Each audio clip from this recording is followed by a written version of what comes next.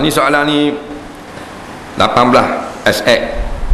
Kita tak baca lah, cuma dia nak kata benda hak boleh hak black lah. Bersama dengan isteri. Jawabnya, menurut satu pendapat semua boleh berlaku, melainkan dubur dan parak ketika haid. Hak lain tu boleh berlaku.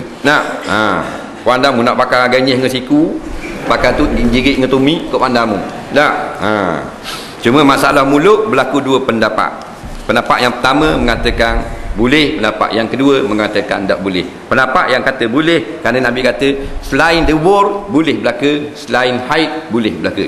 Nampak? Pendapat yang kedua mengatakan tak boleh kerana ada hadis Nabi kata tahiru afwahakum fa innaha masalikul Quran. Hendaklah kamu bersihkan mulut-mulut kamu kerana dia ada saluran atau tempat laluan bagi huruf-huruf Al-Quran. Atas hadis ni lah pendapat kedua mengatakan tak boleh menggunakan mulut. Faham ya? Memang mudah faham bab-bab gini.